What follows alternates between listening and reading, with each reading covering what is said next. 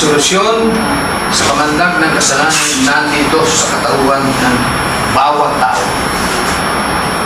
Ang solusyon po ay nasa labas. Wala sa loob.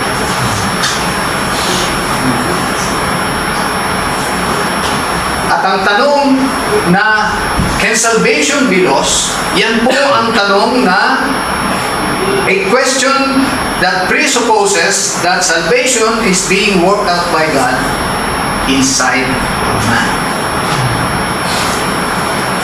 Kung ikaw ba ay na-save na, mawawala pa ba sa'yo? Dahil iniisip nila ang salvation ay natin. Okay? Ngayon po, pag-aaralan natin, actually, hindi na pag-aaralan ito, kundi riripasuhin natin dahil para na akong silang plaka. Dito sa pagpapaliwanag kung ano ang salvation. So, i-remind natin uli about isa. Salvation is in Christ and not in man. Okay? And then, na tayo ay united kay Christ by faith alone. Walang faith plus something, kundi faith alone. Pananampalataya lamang. At yung pananampalataya po ng tao sa banal na kasulatan, yun ang nawawala. Pwedeng mawala ang pananampalataya. Pero ang salvation hindi pwede dahil na kay Kristo ang salvation. Wala naman sa iyo. Okay? Paano mo iwawala ang isang bagay na wala naman sa iyo? Ang mawawala mo lang yung nasa sa iyo. Diba? Ano yung nasa sa iyo? Pananampalataya doon sa kaligtasan ginawa ni Jesus Christ. Yun ang nasa sa iyo. At malinaw sa banal na kasulatan, yun ang pwedeng mawala pagka nag-apostatize ka. Alam niyo po ba yung apostatize? Pagka tumalikod ka na sa pananampalataya sa ating Panginoon sa Kristo. Mawawala na. Ibig sabihin na wala na yung pananampalataya mo sa Kanya. And because we are united to Christ by faith alone, pag nawala yung faith, you are no longer united to Christ. And therefore, you are no longer united to salvation. Okay? So, pag-aaralan po natin yan. Meron po kung napakasimpleng diagram para maunawaan nyo kung ano ang salvation. Ayan. Okay? Nakikita ninyo, nasa bandang kaliwa, yan po yung tinatawag nating salvation na walang iba kundi yung tinapos ng gawa ni Jesus Christ. Yung kanyang pagkakatawang tao, yung kanyang sakdal na buhay na walang bahid ng kasalanan, yung sakdal niyang pagsunod sa kalooban ng Diyos, yung kanyang kamatayan sa cross para sa ating mga kasalanan, at ang muli niyang pagkabuhay na nagpapatunay na ang lahat ng ginawa niya para sa atin ay tinanggap ng Diyos. Right? Yan po ang tinatawag nating salvation. At pagka sinampalatayan na natin yan, mararanasan po natin ang tinatawag nating mga benefits ng salvation na ginawa ni Jesus Christ. Ano po yung pakinabang niyan? Ang una po yung justification o pagpapawalang sala. Right? Pagpapawalang sala, kung titingnan nyo ang Tagalog Bibles, yung iba-ibang translations, iba-iba ang kanilang pagkakalikas ng justification. Meron sa isa, lalo na po yung pinakaluma, pag-aaring ganap. Yung kung 1905 na title, pag-aaring ganap. Yung iba naman Bible translation sa Tagalog, pag-aaring matuwid. Yung iba naman, yung medyo modern na pagpapawalang sala. Pare-pareho po ang tama. Tama po yun. Yung lahat ng panayan, translations, tama. Walang mali sa kanila. Dahil yan po talaga ang ibig sabihin ng English word na justification. Yan po ay katumbas din nung tinatawag na pagpapatawad sa ating mga kasalanan. Kung babasahin nyo yung Romans chapter 4, verses 5 and 6, yung justification o yung imputation ng righteousness ni Christ ay tinawag din forgiveness of sins or covering of sins. Okay? So pagka nakita niyo yung justification, sa layman's language, ang ibig lang po sabihin, pagpapatawad ng kasalanan. Then, meron tayong reconciliation with God dahil enemies tayo eh. We were enemies. Sabi nga ni Apostle Paul, while we were yet enemies of God, Christ died for us. So, kailangan ng reconciliation. At dahil sa, sabi nga ni Jesus Christ sa mga Hudyo, you are of your father, the devil, kailangan po ma-adapt tayo ng panibagong ama natin. Walang ibang kampi ang ating Panginoon sa Kristo. Kaya kailangan i-adapt tayo sa family ng Diyos. At pagkatapos, ma-adapt, kailangan mauna po in logical sequence, hindi time sequence, kundi logical sequence. Dahil ito po ay sabay-sabay na nangyayari. Pag sumampalataya ka, justified ka, reconciled ka sa Diyos, adopted ka sa family mo. But, in logical sequence, kailangan po ka munang ma-adapt bago ka maipanganak na muli. Okay? So, pagka na-adapt ka na, malalaman natin mamaya yan kung paano tayo malalaman natin kung ano itong mga benefits na ito at paano mapapasa atin yan. Pag na-adapt ka na, pwede ka nang ma-regenerate o magkaroon po ng new birth, yung spiritual rebirth. At pagkatapos na may panganak ka muli, ikaw ay lalakad niyon sa pagpapakabanal sa pamamagitan ng banal na espiritong nananahan po sa atin. And then pagdating ni Jesus Christ at the twinkling of an eye, yung pong katawan nating nasisira ay magiging walang kasiraan, magiging immortal na yung ating mortal bodies. And then the corrupt spirit that is in us ay magiging incorruptible spirit na. Sabihin, magiging sinless na tayo. Okay? And that starts your eternal life, yung experience mo sa eternal life. Now we have eternal life by faith. By faith. Huwag niyong isipin na meron tayong eternal life by experience. Baka paglabas niyo dito, sagasa kayo dyan dahil may eternal life na rin. Ang eternal life po, by faith pala ngayon. At mamaya, ipapaliwanag ko kung anong ibig sabihin sa Bible ng faith.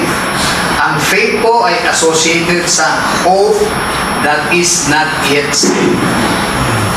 Okay? Ang eternal life, hindi nyo pa nakikita natin ngayon, hindi pa nakikita. Pero sinasampalatayan natin, meron tayong eternal life. Ako,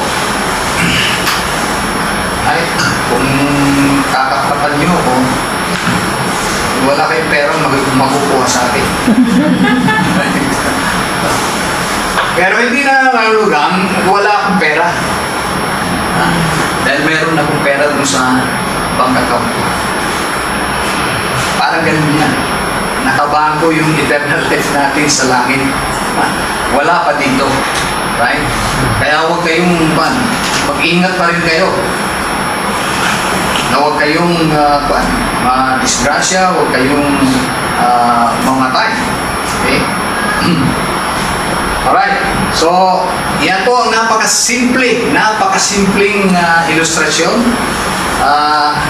na magandang lagi nating naaalala. At makikita nyo dyan, may arrow mula sa faith papunta dun sa salvation. Na ang ibig sabihin, lahat po ng benefits na ito ay mapapasa atin pagka may pananampalataya tayo doon. Pagka walang pananampalataya, wala kayo kahit ano dito. At ang Diyos ang gumawa ng kondisyon na yan, hindi tao. Right? Yung iba kasi, piniplay down nila yung faith. Right? Basta daw elect ka, kahit hindi, wala ka pang faith, save ka. Hindi po yan ang kondisyong binigay ng Diyos sa tao. Ang Diyos ang nagbibigay ng kondisyon. Ang Diyos ang gumagawa ng kondisyon. Hindi po nangungondisyon ang tao. Ang tao po naghihintay lang sa kondisyon ng Diyos. Kung ano yung kondisyon ng Diyos, yun ang tatanggapin ng tao. Hindi ka pwedeng gumawa ng sarili mong kondisyon. Nakakalungkot dahil marami pong mga Kristiyano, sila mismo ang gumagawa ng kondisyon. Na sinasabing, pagka naliligtas ka sa pamamagitan ng pananampalataya, ibig sabihin, kahuli-hulihan pala, ikaw ang Savior mo. Yun ang sinasabi nila. Bakit? Kasi involved ang free will sa faith. Ang ibig sabihin, kusa kang sasampalataya. Hindi ka pipilitin ng Diyos. Hindi ka ipoprogram ng Diyos na sumampalataya. Kundi out of your own free will, you will believe.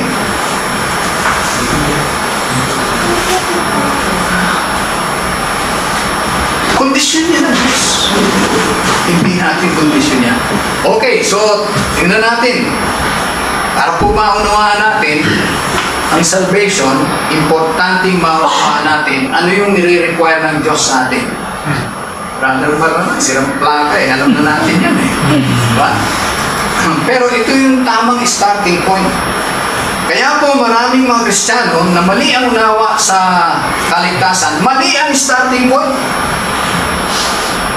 Ang starting point po ay yung requirements ng Diyos. Maraming mga Kristiyano nag-uumpisa sa kasalanan. Problema na yun Ang tanong, bakit nagkaroon ng problema ng kasalanan? Dahil may requirements ng Diyos. Right? At dahil sa requirements na ito ng Diyos, nung suwayin ng tao ang requirements na ito ng Diyos, dumating ang kasalanan at dumating ang kamatayan sa mundo. Alam na po natin, perfect obedience po ang hinihiling ng Diyos para tayo manatili na mabuhay magpakailanman na kasama siya. Doon sa utos ng Diyos, sa mga una nating magulang, doon natin makikita ang requirements ng Diyos. Ang sabi niya, kumain kayo sa lahat ng bunga ng punong kahoy na nandito sa halamanan, maliban sa isa. Hindi ko alam kung ilang punong kahoy meron doon. Sigurado, lahat ng prutas na alam ng tao ngayon, nasa Eden. Doon nang galing lahat Doon nang galing lahat yan sa paglalang ng Diyos. So sabi niya, ng Diyos, pwede kayong kumain. Kasama po yun sa utos. Pwede silang kumain. So pagka kumain sila, sa mga bunga ng halaman ng nasa Eden, sinusunod nila yung utos. Pero, merong hindi pinapakain sa kanila. At ang sabi ng Diyos sa kanila, sa sandaling kayo ay kumain yan o sa araw, in the day that you eat thereof, you will surely die. So, ang ibig sabihin, may buhay na walang hanggan ang tao. Ibig sabihin, immortal si Adan at si Eva. Na mawawala lang yun pagka sila ay lumabag. Kung hindi lumabag si Eva at saka si Adan, patuloy po silang mabubuhay. At kung hindi sila lumabag magpakailanman sila mabubuhay. In other words, if you are fully obedient to God, you will live for eternity. Ibig sabihin, perfect obedience equals eternal life. Again, hindi po ang tao ang gumawa ng kondisyon na yan, kundi ang Diyos. Kung mabuhay magpakailanman, sumunod ka ng sakdal. Ang ibig sabihin ng sakdal, wala kang kahit isang kasalanan. Yun po ibig sabihin ng sakdal. Basta nagkasala ka, hindi ka nagsakdal. Right? Ilang kasalanan ang nakumit ni Eva at saka ni Adan bago sila nagkaroon ng kamatayan. Yun ang ibig sabihin ng sakdal. Hindi ka dapat magkaroon ng kasalanan minsan man sa buong buhay mo.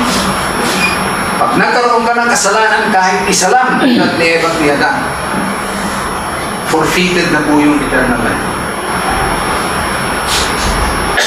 At dahil hindi sila nakatupad ng sakdal, ang ibig kong sabihin nun, sila po ay mamamatay. Ito po ay malinaw na usapan, malinaw na kapahayagan ng kalooban ng Diyos. Sa araw na kayo ay kumain yan, kayo ay tiyak na mamamatay. So ngayon, tayo lahat, dahil nanggaling tayo lahat kay Eva at kay Adan na mayroong sinful nature, tayo pong lahat ay may utang spot sa Diyos. Dalawang bagay.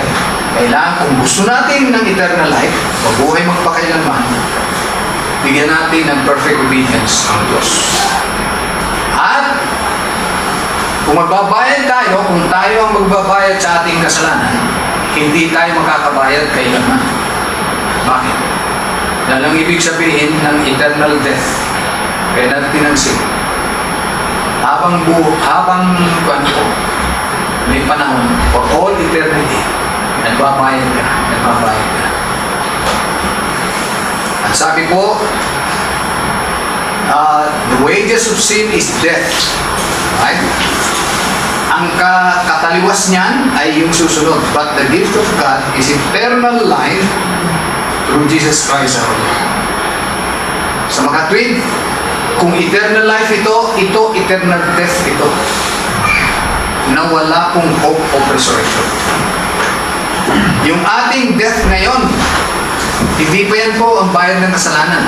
Dahil, alam naman natin, mabubuhay tayong lahat. Kaya ligtas ka o hindi, mabubuhay kang ulit. Pagdating ni Jesus Christ, bubuhayin niyan lahat ng tao. Mula kay Adan hanggang sa kahuli-hulihang tao na matay. Bubuhayin niya lahat yan. Right? Yung wicked, yung righteous, bubuhayin niya lahat yan. So, itong kamatayan natin dito, hindi pa yan ang bayad ng kasalanan. Dahil ang bayad ng kasalanan, yung kamatayan walang hanggan.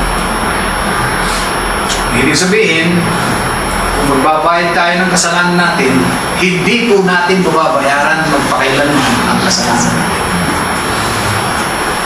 Dahil kung mababayaran mo na, ang ibig sabihin, kailangang buhayin ka uli ng Diyos.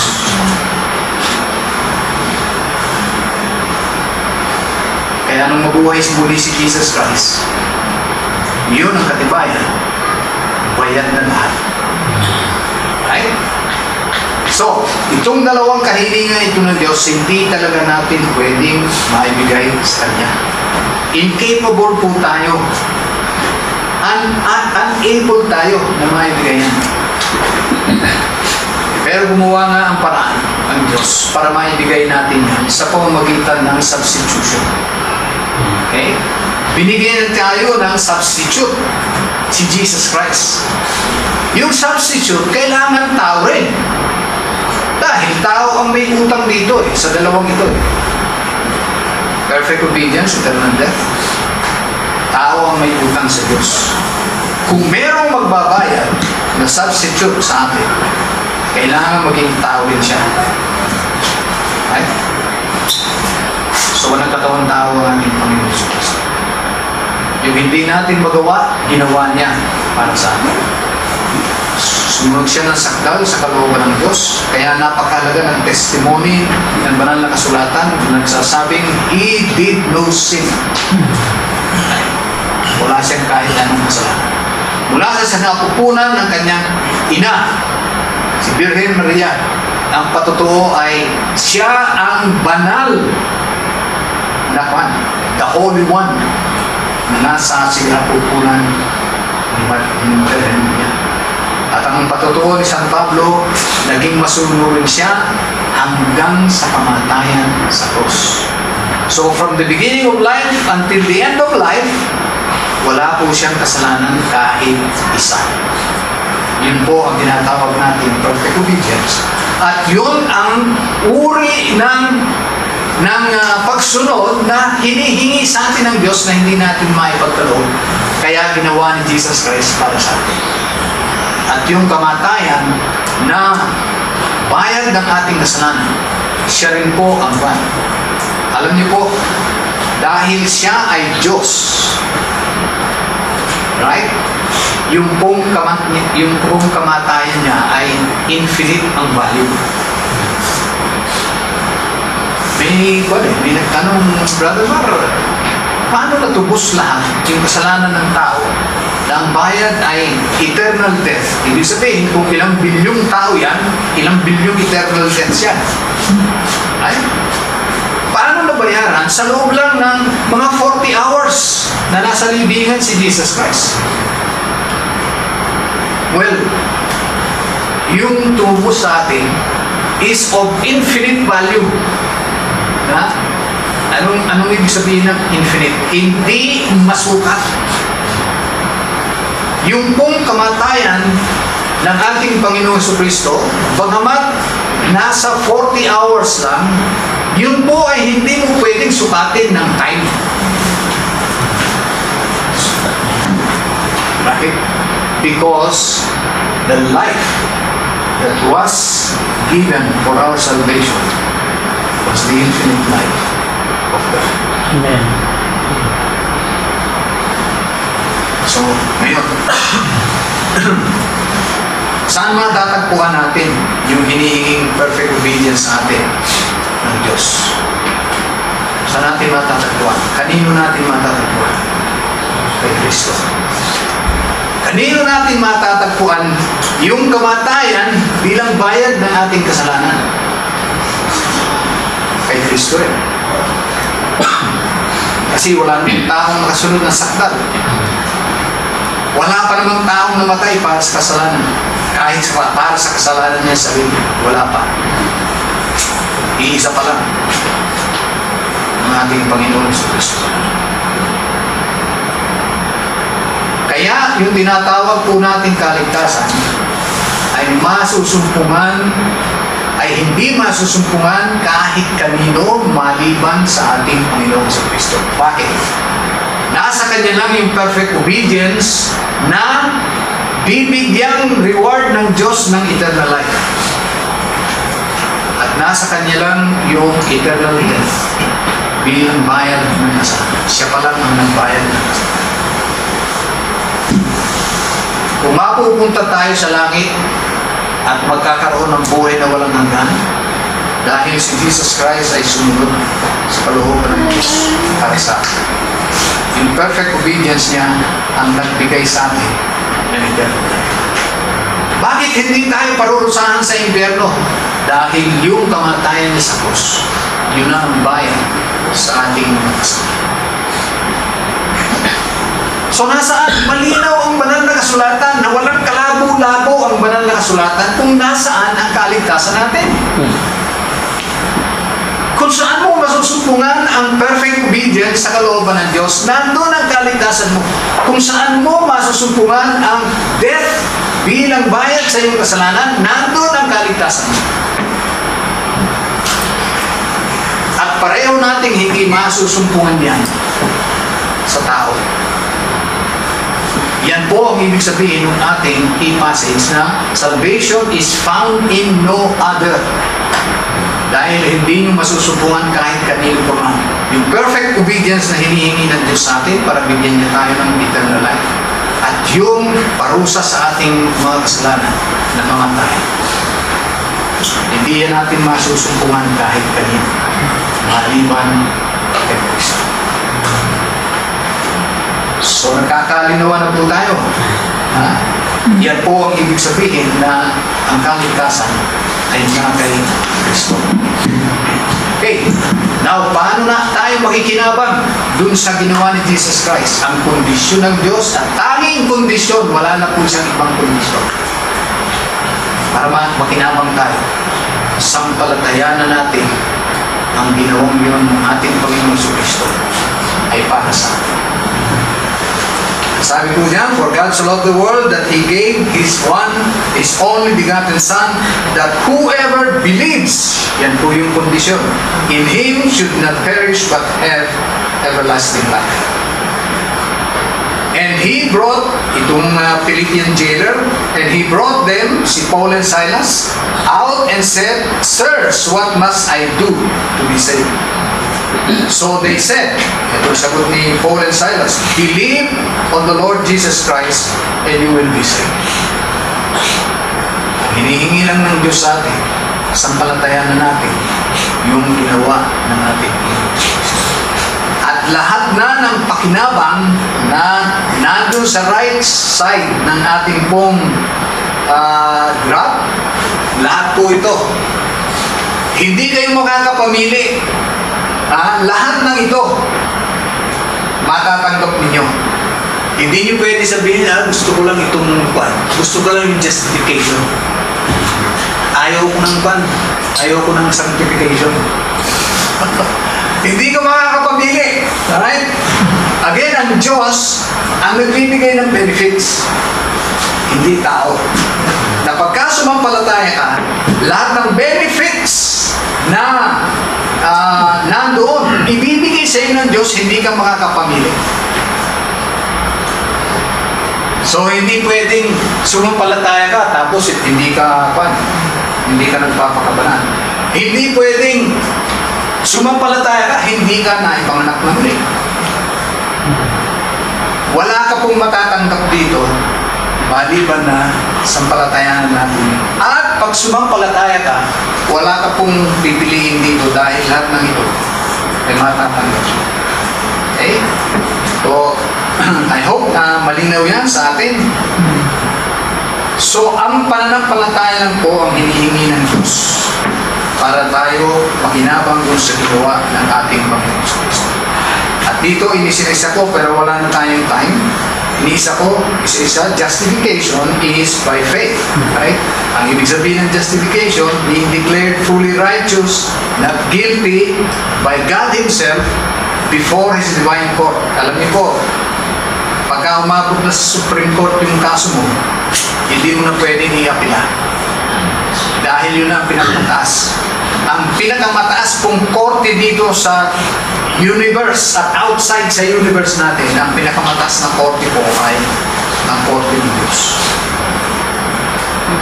At sa korte ng Diyos, lahat po ng tao ay nagkasala at guilty.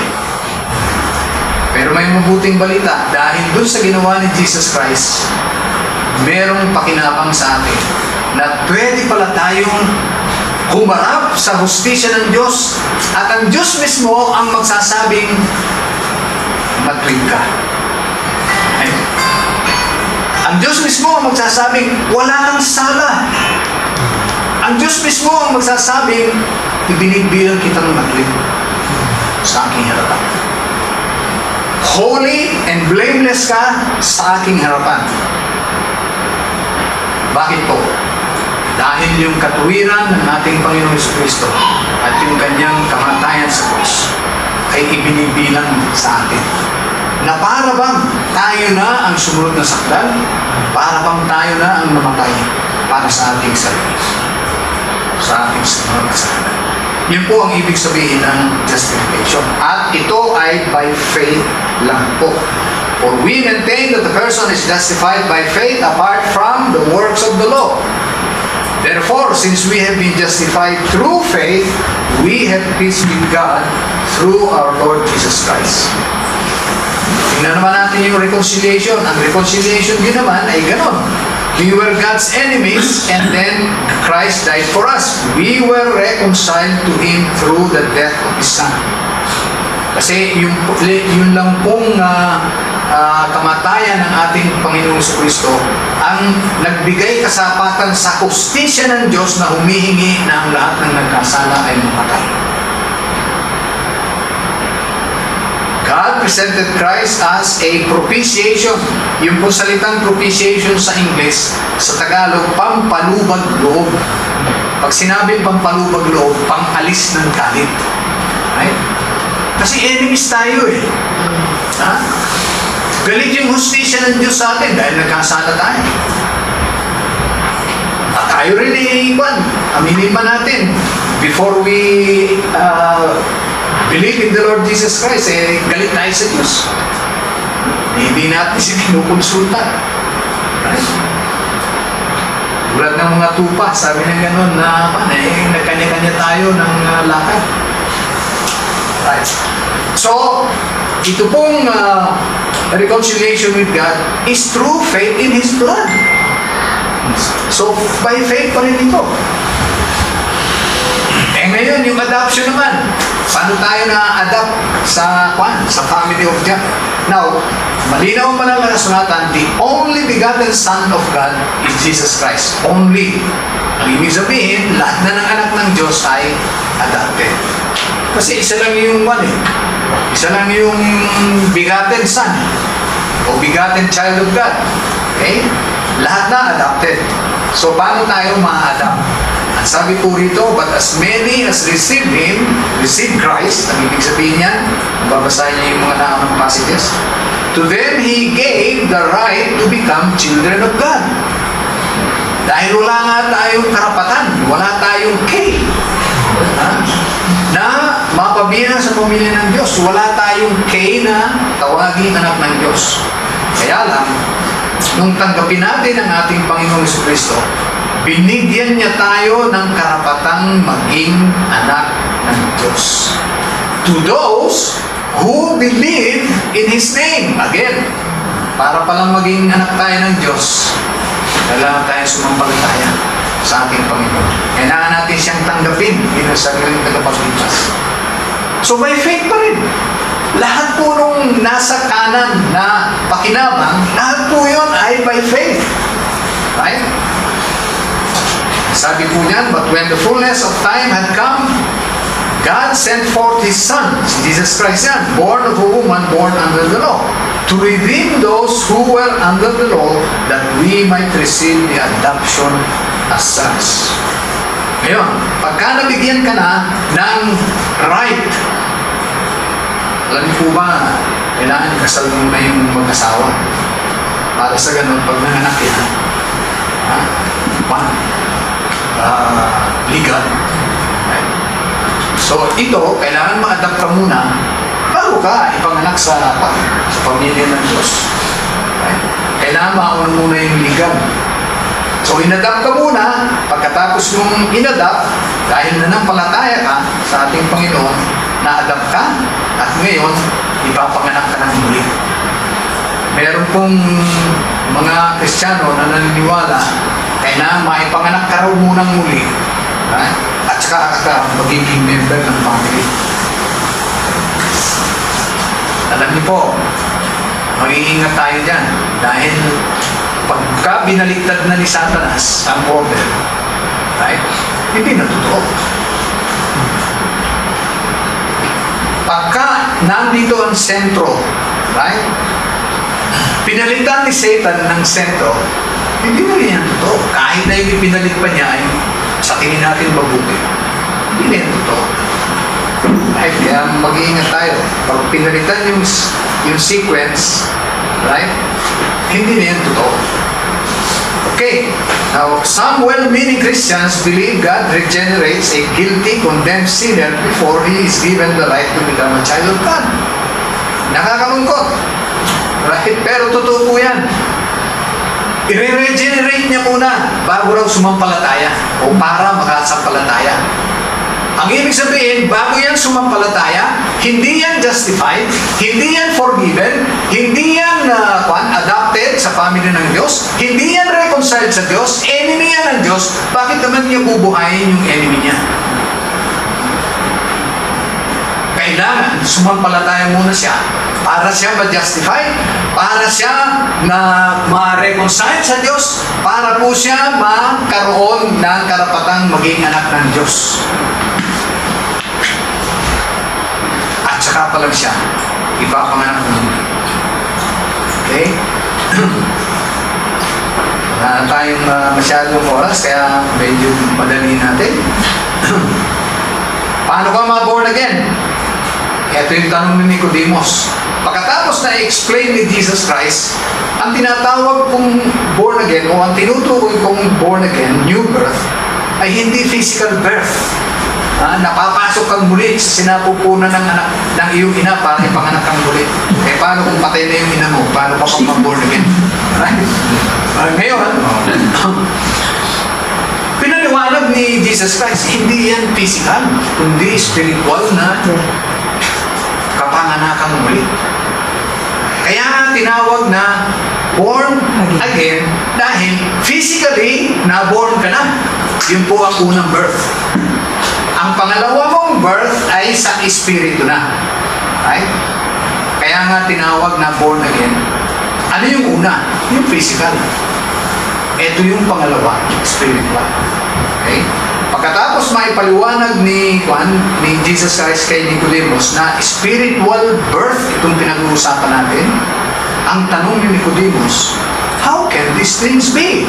Sa verse 9 ng chapter 3 ng John. How can these things be? Na ang ibig sabihin, how can a man be born of water and of the Spirit?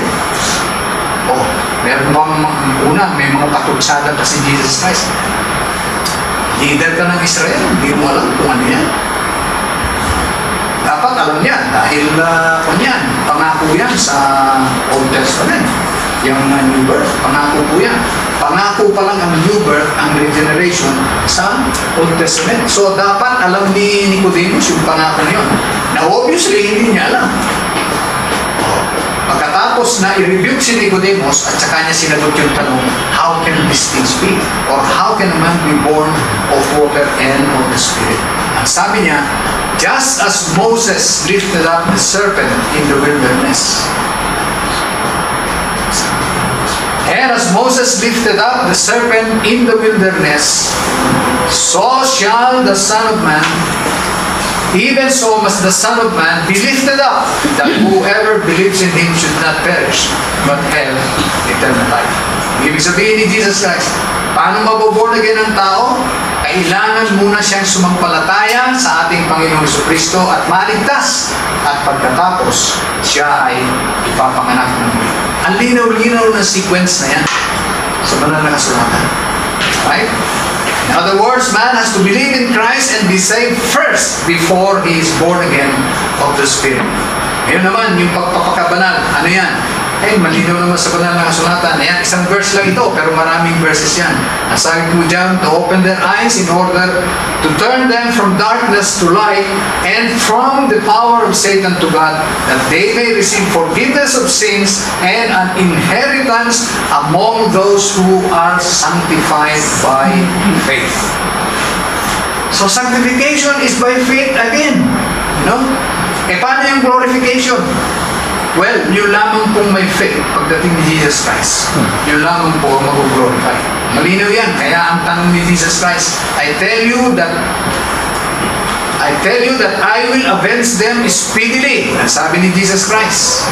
Nevertheless, when the Son of Man comes, will He really find faith on the earth? Bakit po? Dahil yun lamang pong may faith. Yun lamang po ang dadalhin niya, titipunin niya para makasama niya. At yun din lang po na may pananampalataya ang sa isang iglap ay babaguhin niya. Sa isang iglap, at the twinkling of an eye, itong mortal na ito ay magiging immortal. At itong corruptible spirit na nandito ay magiging incorruptible. Right? Ang nakakalungkot lang po, so all the benefits from the finished work of Christ for our salvation can be ours by faith alone. And it is God Himself who has made and requires this condition. Napakahalaga po nito na malaman natin at lagay natin lagi sa isip natin, ang Diyos ang naglagay ng kondisyon nito.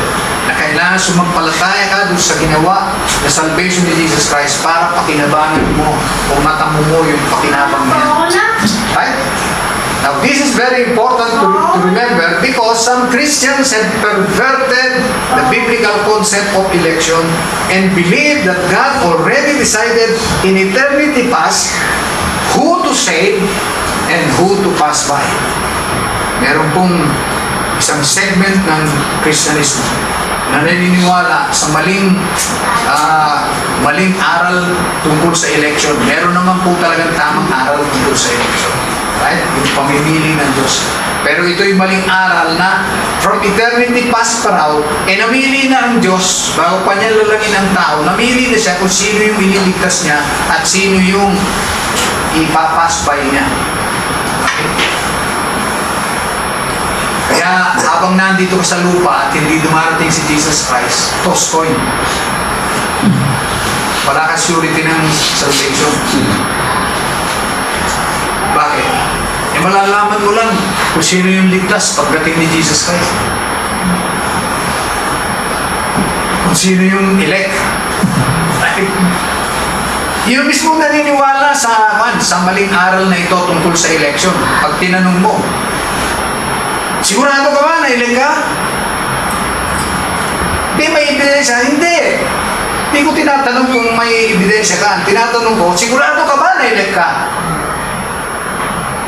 Paano kung yung ebidensya mo hindi pala yan ang ebidensya ang hinihingi ng Diyos? Paano yan? Ang kahuli-huli yung sagot, only God knows. Hindi po ganyan ang salvation. Ang sabi ni John, we know that we are the children of God. We know. Dahil malinaw, ang sino man sumampalataya, ay maliligtas. At pagka sumampalataya ka, lahat nung benefits na yun, nasa sa'yo. Amen. Sigurado ka.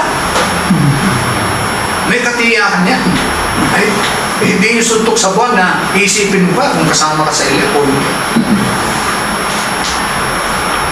Right? Okay. Pero may point of clarification po tayo rito. Right? Kailangan linawin natin ito dahil yung unawa ng mga Kristiyano sa salitang pananampalataya o faith hindi po wasto. Karamihan sa unawa natin ay hindi wasto. Right po? So kailangan i-clarify natin ito. Ang faith, meron po siya nung aspetong pagtitiwala. Right? Hindi lang naniniwala, kundi nagtitiwala pa. Okay? Magkaiba po yan, dalawang yan. Yung mga demonyo, naniniwala na may Diyos, may isang Diyos. At nanginginig pa nga sila dahil nag-rebelde sila. Okay? So, naniniwala sila. Pero hindi sila nagtitiwala sa Diyos. Dahil kung nagtitiwala sila sa Diyos, hindi dapat sila nag-rebelde. Okay? So, ganun din. Ang faith na tinatawag natin, merong paniniwala at merong pagtitiwala. Pero higit pa doon ang tinatawag nating biblical faith. Ang biblical faith po ay meron pong aspeto ng hope at saka hindi nakikita. Bakit po? Ito ang definition. Alam niyo ba na sa banal na kasulatan, ang faith lang ang defined? Right? Ang sabi po rito, now faith is the substance of things hoped for. Isang aspeto yan ng faith. Umaasa. Yung sinasampalatayanan mo, inaasahan mo. The evidence of things not seen. So anything dito sa mundo na nakikita, hindi mo pwedeng gamitin yung salitang faith. Kaya pagka maririnig mo yung how do you know that I will do this? Oh, because I have faith in you. Balik. Hindi yan pa. Secular lang po yung gamit na yan, hindi yan biblical. Right? Dapat, because I trust you, or I have trust in you. Yun, tama yun. Okay? Pero yung faith, may element yan ng hope at saka not sin. So, hindi lang naniniwala, nagtitiwala, kundi umaasa sa hindi pa nakikita. Ano bang nakikita nyo rito, huwag nyo gagamitin yung salitang faith. Pag sinabi mong, I have eternal life by faith, ang ibig sabihin, hindi mo pa nakikita yung eternal life. Inaasahan mo. Ha? At yung sinasabing pag-asa dito, yung biblical faith po, ay hindi yung I hope so. Hindi po ganun. Ang biblical faith po dito ay tiyak. Sabi nga ang ating hope daw ay pumasok doon sa most holy place at nakaangkla doon. Right? Sayo sa Hebrews, yung ating faith pumasok sa kalooban, sa most holy place. Ang ibig sabihin, sa very presence of God, pumasok yung faith natin at doon naka-anchor. Right? Kung naka-anchor doon, tiyak yun. Wala yung pag sinabi nating hope, sa mga Kristiyano, pag sinabi nating hope, hindi po yan wala po yung alinlangan. Ang hinihintay lang natin ay yung makita natin. Hinihintay mo lang makita. Wala kang kaduda-duda na meron. Right? Meron tayong eternal life. Wala tayong kaduda-duda. Ang hinihintay lang natin ay yung makita natin ng dalawa natin mata. Yun lang ang hinihintay natin. Pero yung hope natin, sigurado yan. Okay? So, yan po ang dapat natin ginawin. Kasi, eto, we are now holy, blameless, perfect in the sight of God. Malinaw yan sa banal na kasulatan. We are holy, blameless in the sight of God. Ang tanong, pag tinignan natin ang ating sarili, pwede ba natin sabihin, oo nga? Perfect na.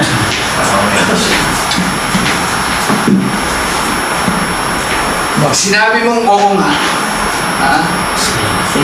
ikaw na yung taong talagang excuse my word, ikaw na yung taong walang yan talaga.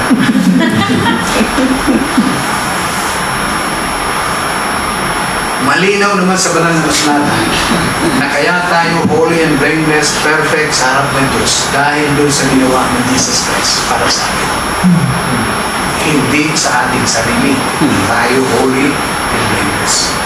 Yung mga tinawag sa banal na kasulatan, righteous tulad ni Job, at si Juan sa Karaya sa tuwing asawa niya, holy, righteous sila, blameless, tinupad nila ang lahat ng commandments ng Diyos. Si David, na alam natin nangalo niya at pumatay, ang sabi ng Diyos, sinunod niya ng buong puso ang aking kalooban at wala siyang ginawa kundi yung nakatutuwa sa aking harapan. Yun ang testimony ng Diyos tungkol kay David sa haring si Rehoboam na evil king ng Israel. Hindi katulad ng aking servant na si David. Sinunod niyang lahat. Wala siyang ginawa maliban doon sa kalooban ko. Bakit sila ganun? Bakit ganun ang testimony ng Diyos sa kanila? Dahil doon sa ginawa ng Diyos ng ating Panginoon sa Kristo para sa kanila. So, ngayon, eto, gusto ko lang ipaliwanag ito sa inyo. Yan. Okay? Para magkalimuanagan talaga tayo. Ito po yung Adam's fall. Dito nagkasala na ang tao.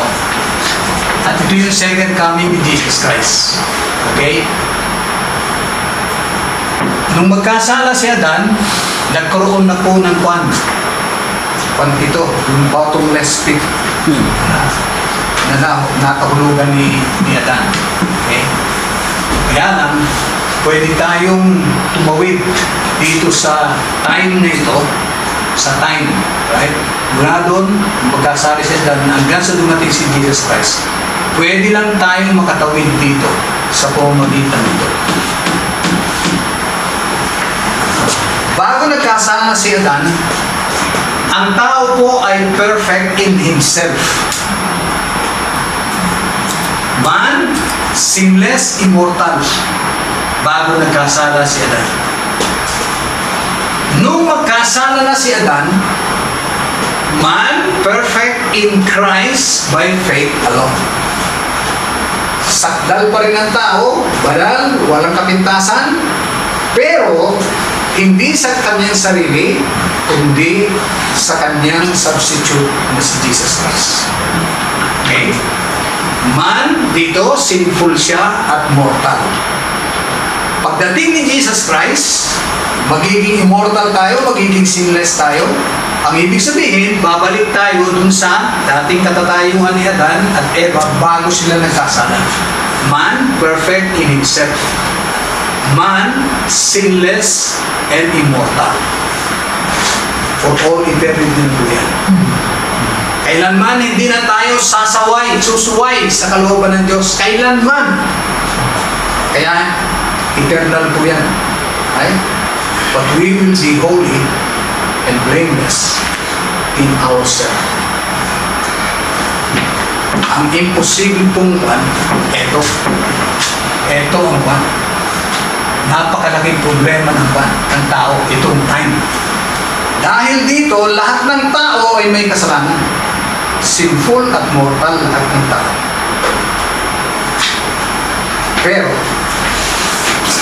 si Jesus Christ, sinalba tayo doon sa dalawang demands ng Diyos na hindi natin maibigay sa Diyos.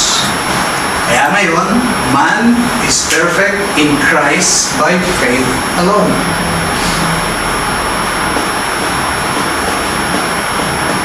Dahil tayo ngayon ay nasa state ng sinfulness pa. Okay? Isipin nyo yan. Isipin nyo yan kung wala po ito. Wala tayong kapag-apag-asang lumipat sa eternity. Wala.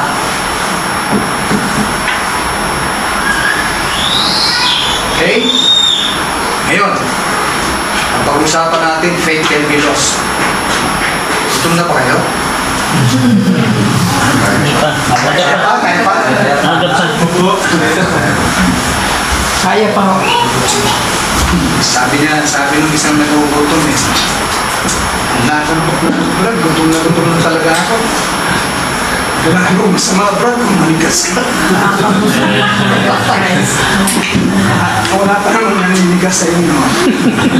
Wala pang hinihingatan. Okay, ngayon. So, malinaw pa sa inyo na ang kaligtasan, masusumpungan lang talaga kay Kristo.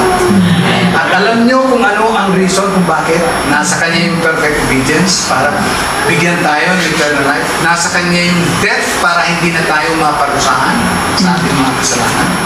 Nasa Kanya lang, wala sa atin. Okay? Ngayon, ano yung nasa atin? Yung pananampalataya sa ginawa ni Jesus Christ. Yun po ang nandito sa atin. At yun po ang pwedeng mawala. Kaya po sa banal na kasulatan, napakarami ng encouragement po para magpatuloy ang mananampalataya sa kanyang pananampalataya kay Kristo. Napakaraming encouragement. Right? Meron pang sinasabi, idagdag nyo ang ganitong katangian sa inyong pananampalataya para lalong tumatag.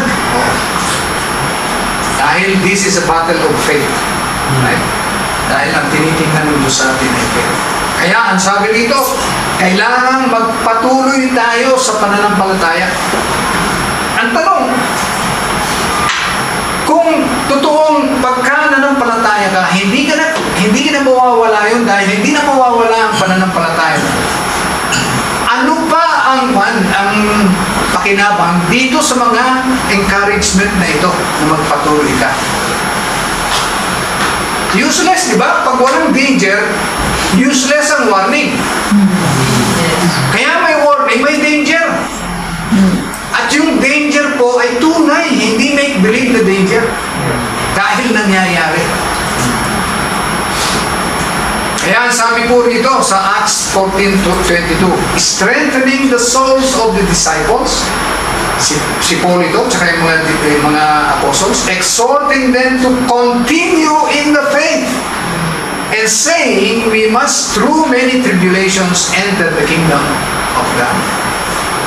At sabi pa rito, in the body of His flesh, tungkol ito kay Jesus Christ, flesh ni Jesus Christ ito, through death, to present you holy and blameless and above reproach in His sight. So, ang Diyos mismo ang magpipresent sa atin sa Kanyang sarili, dahil Siya nga ang humihingi ng kailangan holy ka, blameless ka, sinless ka, perfect ka, Siya ang humihingi nun. At Siya pa ang magpipresent sa atin, sa Kanyang sarili, dahil doon sa ginawa ni Jesus Christ, tayo ngayon ay ibinibilan niyang holy, blameless, and above reproach in His sight, if indeed you continue in the faith. Kung mananatili kang nagpapatuloy sa pananampalataya mo. So malinaw yan na pagka hindi ka nagpatuloy, tumigil ka sa pananampalataya mo, tumalikod ka sa pananampalataya mo, hindi ka na holy, blameless, hindi ka na niya ipipresent sa sarili niya na holy, blameless, above reproach. No, hindi niya gagawin yun. Remember, without faith, it is impossible to please God. Bakit? Wala kang faith hinihingan kita ng perfect obedience Hindi mo na ibigay. Kailangan mong mamatay. Bakit ako mapiplease sa'yo? Mapiplease lang ako kung sasampalataya ka dito sa anak ko na ibinigay ko sa'yo bilang substitute mo. Para yung hindi mo magawa, na ipinagagawa ko sa'yo, siyang gumawa. At pagka sinampalatayanan mo, ibibilang ko sa'yo na parang ikaw na ang gumawa. Di ba napaka-kanya, napaka-sarap? And that is the only solution God has provided. Para yung mga sinful, yung mga sinners na tulad natin, ay magkaroon pa rin ng buhay na ulit. Okay? So, may mga encouragement to continue in the faith. Pero, may mga warnings din. At ang warnings na ito ay warning sa mga believers.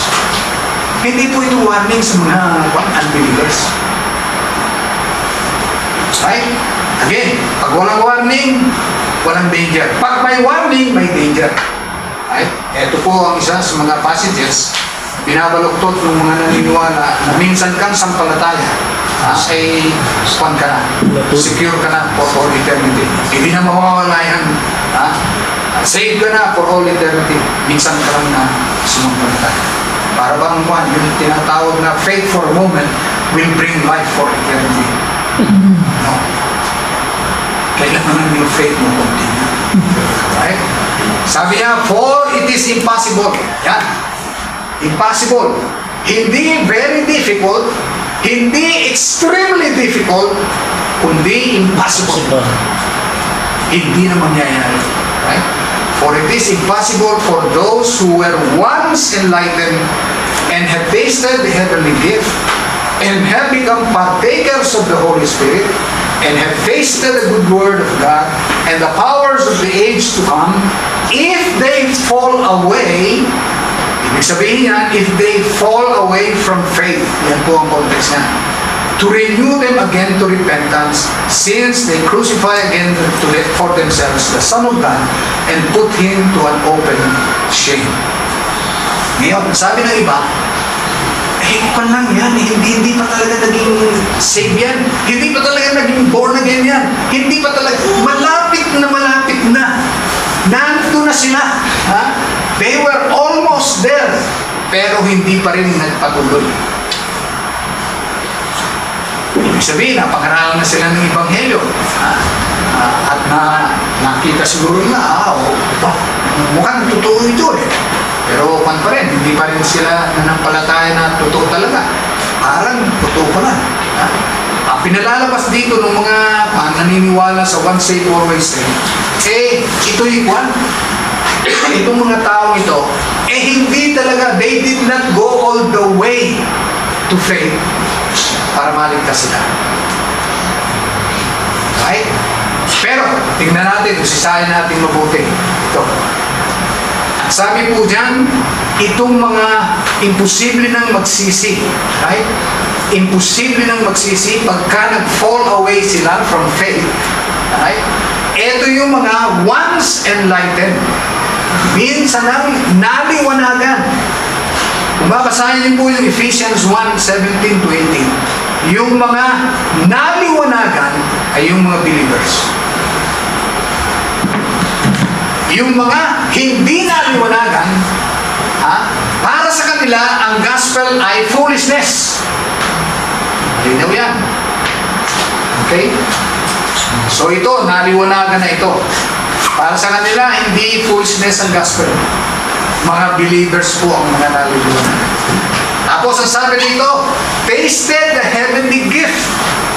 Ang tanong, ano ba yung heavenly gift?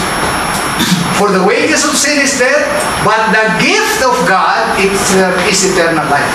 In other words, right, natikman na nila ang eternal life by faith. Dahil matitikman mo lang naman ang eternal life ngayon by faith, not by experiential reality. So, paano nila? Sinampalatayanan na talaga na may eternal life sila. They have tasted the heavenly gift. Right? Ano pa po? Ito pa. Sabi diyan, had eternal life by faith. Bakit? In Romans 6:23 say, ang gift ng God, eternal life. So, if they have tasted the gift of God, pag naniwala sila, may eternal life sila by faith. Right? Ang sabi pa rito, partakers sila ng banal na espiritu. Na ang ibig ko sabihin niya, na born again sila. Wala pong ibig sabihin yan na kundi na born again sila. Ang sabi ni Peter, they were partakers of the divine nature. Nagkaroon na rin sila ng bagong nature. Nanilalang ng banal na espiritu sa kanilang katauhan. So partakers sila of the Holy Spirit. Ang sabi pa rito, had tasted the good word of God. Sa panahon ngayon, ang word of God, ang ebanghelyo ng ating Panginoong Kristo. Ang ibig sabihin po, ay sumampalataya sila sa ebanghelyo ng ating Panginoon. At natikman din nila ang powers of the age to come. Ito yung power ng banal na espiritu na nananahan sa atin, nakakapagtagumpay tayo sa ating mga kahinaan, nakakapagtagumpay po tayo sa mga tuksong dumarating sa ating buhay. Yan po yung power na age to come na naririto na sa atin sa pamamagitan ng pananahanan ng banal na espiritu. Right? Ngayon, ang sabi ng iba, yung salita daw taste, iba sa eat. Tama nga naman, di ba? Pag sinabi mo, tinikman mo na ba yan? Hindi mo ibig sabihin, kinain mo niya yan. Right? Tinikman. Right? Kaya ang sabi nila, hindi talaga ito. Nag-believe. Malapit na sila. Kumbaga, one step na lang sasampalatayan na yan. One step na lang mabuborn again na yan. Hindi pa rin sila nagpatuloy. Natikman lang nila. Yun ang paliwanag ng mga naniniwala sa one saved, always saved. Hindi raw talaga na-enlighten all the way. Hindi sila naging partakers ng Holy Spirit all the way. Right? Hindi sila na-saved by faith all the way. Okay? Natikman lang daw nila. Right? Anong masasabi natin dito? But we do see Jesus, who was made lower than the angels for a little while, now crowned with glory and honor because He suffered death. So He suffered death. So that by the grace of God, He might taste death for everyone. Ngayon ang tanong ko, si Jesus Christ ba was almost there?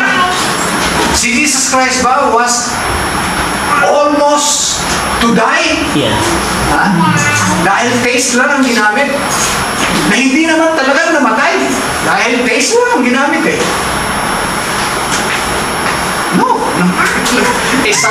sabi po ng verse natin yan, he suffered death.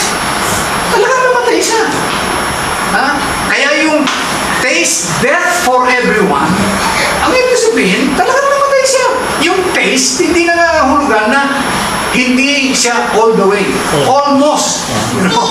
He was at the point of dying, but he really did not die. Tinikman niya lang. Ganun daw yung taste na ibig sabihin doon. Anyway, siyempre, kung yung taste doon sa binasa natin mga verses, tasted the powers of the world. Kung ang ibig sabihin nun na almost there, pero hindi naman natuloy, ang ibig sabihin, si Jesus Christ almost there. Mamamatay na siya, pero hindi naman namatay. Taste lang No. Kaya tinignan ko sa dictionary. Baka naman may puntos din itong mga to. Tinignan ko sa dictionary. Ayan. Ito yung dictionary. Ayan, taste. Dahil verb yung ginamit, tasted the heavenly gift. Verb niyan. So, dito tayo sa verb. Ayan. Right? Ito po yung one meaning niyan.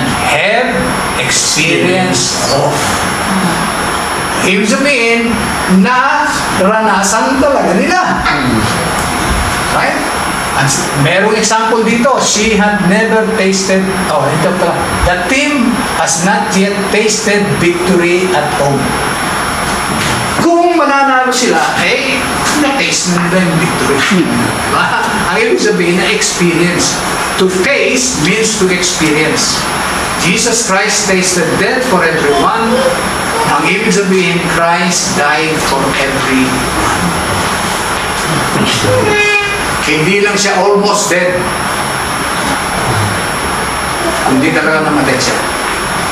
Hindi lang almost enlightened. Enlightened talaga sila. Hindi lang almost tasted the heavenly gift. Talagang na-experience nila na may eternal life by faith.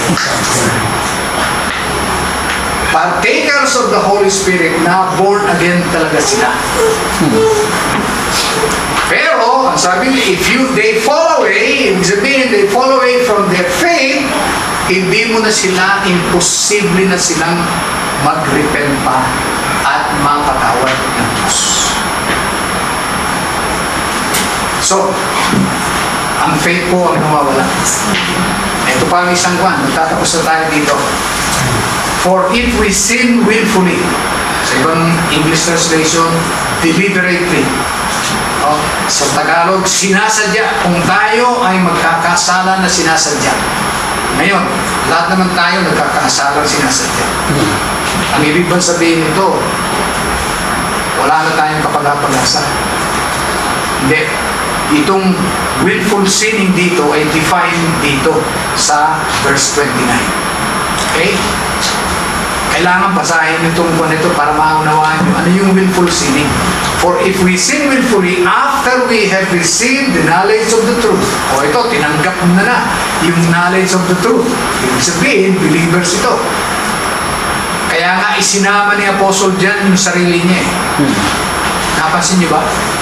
If we, yung author ng Hebrews, isinama niya yung sarili niya. Believer ito. If we, ibig sabihin hindi siya exempted, siya man, merong danger sa kanya. Right? If we sin willfully after we have received the knowledge of the truth, there no longer remains a sacrifice for sins. In other words, sa maikling at diretsong pagsasabi, kung tayo po ay magkakasala ng sinasadyang pagkakasala, pagkatapos nating tanggapin ang katotohanan, wala na pong kapatawaran. Yun po ang ibig sabihin, there is no more sacrifice for sins. Ibig sabihin, wala ka ng kapatawaran. But a certain fearful expectation of judgment and fiery indignation which will devour the adversaries. Anyone who has rejected Moses' law dies without mercy on the testimony of 2 or 3 witnesses.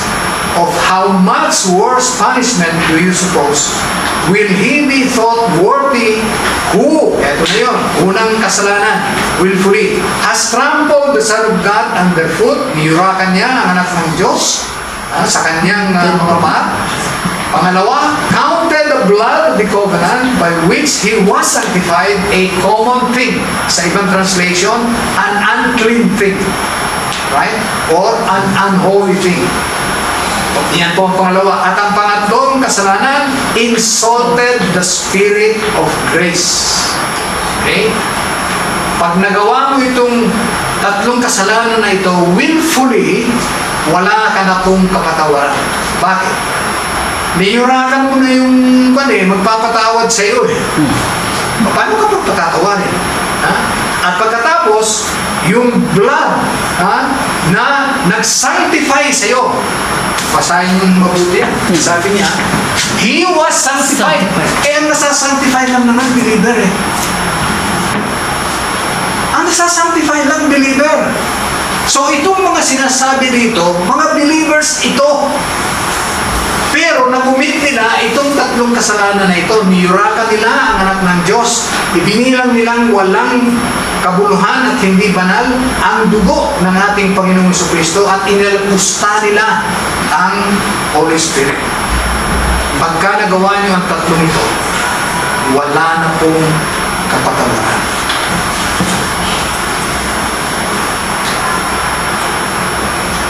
Ang ibig sabihin ito, walang danger ito. Eh bakit pala bibigyan tayo ng warning na ganito kung wala naman palang danger? May danger. So meron talagang tumatalikod. Let us consider another warning in Hebrews 10:38. Ito na po yung last line. Which will consume the adversaries of God. Ang ibig sabihin, the one who lost his faith in Christ becomes an adversary or enemy of God once again. Okay? Yan po sinasabi niyan. Pagka ginawa mo na willfully, ginawa mo na itong tatlong kasalanan na ito, niyurakan mo ang anak ng Diyos, ibinilang mong hindi banal ang dugo na nagpabanal sa iyo, at inalipusta mo ang banal na Espiritu. Pag nagawa mo ito, ang sabi po dyan, wala ka nang kapatawaran. Itong tatlong ito ang magpapatawad sa iyo. Iko-convict ka ng Holy Spirit para magsisi. Patatawarin ka dahil sa dugo ng anak ng Diyos. Tinanggihan mo na lahat yun. Ano mangyayari?